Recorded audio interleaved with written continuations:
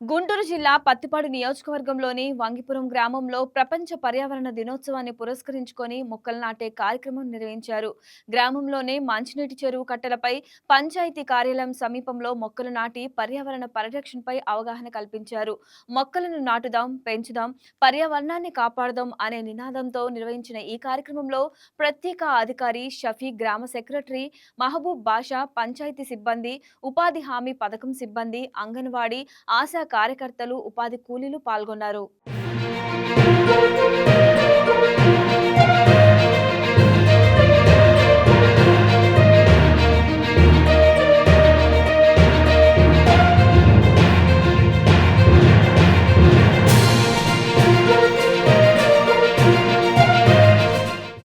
మనమందరినీ మొక్కలు పెంచుకోవాలి. మొక్కలంటే రకరకాలు ఉన్నాయి. నీళ్ళనిచ్చే మొక్కలు ఉంటాయి, ఫలసాయం ఇచ్చేటువంటి మొక్కలు ఉంటాయి, బాగా ఏమంటారు బాగా అందంగా కనపడే పూల మొక్కలు లాంటి పెద్ద పెద్ద చెట్లు ఉంటాయి. వాటిలో ఉపయోగం ఏంటి? ఒక చెట్టు నాటే ఉపయోగం ఏంటి చెప్పండి. మీరు ఎప్పుడైనా గమనించారా? పెద్ద పెద్ద సిటీస్లో పిచ్చుకలు కానీ ఇవన్నీ కనపడుతున్నాయా? పిచ్చుకలు గుర్తుల్లో కానీ ఎక్కడన్నా పెద్ద పెద్ద టౌన్లో కనపడుతున్నాయా? లేవు, ఆవాసం లేదు. పిచ్చుకలు ఏం చేస్తాయి చెప్పండి? ఒక చోట తిన్నటువంటి ఒక ఆహార పదార్థాన్ని మలం ద్వారా వేరే చోట అవి కూర్చున్నప్పుడు అక్కడ విత్తనాలు పడిపోయి అక్కడ చెట్లు వస్తాయి. కొన్ని మీకు తెలుసుకోలేదు, నెల్లూరు జిల్లాకి ఖండాంధ్ర నుంచి బాతులు వస్తాయి, అక్కడ గుడ్లు పెడతాయి, వాటి పిల్లలు చేసి తర్వాత వెళ్ళిపోతాయి. మరి అక్కడే ఆ సరస్సు కానీ ఆ కోలేరు కానీ ఆ నీళ్ళు లేకపోతే ఆ జీవజాతులు దొరుకుతాయా? బతకవు.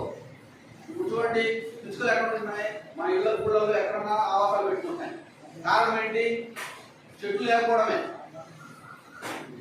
అదేవిధంగా చెట్లు ఎక్కువగా ఉంటే అవి కూడా గూళ్ళు పెట్టుకొని వాటి పిల్లల్ని సంరక్షించుకున్నటువంటి క్రమంలో పర్యావరణ సమతుల్యతని కాపాడుతున్నారు. ఈ క్రమం ఏంటి? మనము బతకాలి, మనతో పాటుగా ఉన్నటువంటి జీవితాలు కూడా బతకాలి. కాబట్టి మొక్కల్ని విరివిగా నాటాలి అనేటువంటిది కాన్సెప్ట్. విరివిగా నాటడం వల్ల ఏమవుతుందంటే సకాలంలో వర్షాలు పడతాయి, కరువును నివారించుకోవచ్చు. ఈ సంవత్సరం 60% వర్షాభావ పరిస్థితి ఉందని చెప్తున్నారు వ్యవసాయ శాస్త్రవేత్తలు కానీ లేకపోతే ఈ వాతావరణ శాఖ వాళ్ళు కానీ. అత్యంత వేడి సంవత్సరము మరియు 60% పైగా కరువు రావడానికి అవకాశం ఉన్నటువంటి సంవత్సరం ఇదే.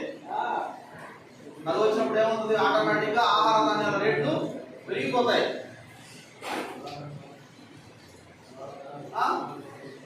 బియ్యం కానీ, కందిపప్పు కానీ, లేకపోతే వేరుశనగలు కానీ ఆటోమేటిక్గా రేట్లు ఇప్పటికే మధ్యతరగతికి అందుబాటులో లేనటువంటి స్థాయికి వెళ్ళిపోయినాయి.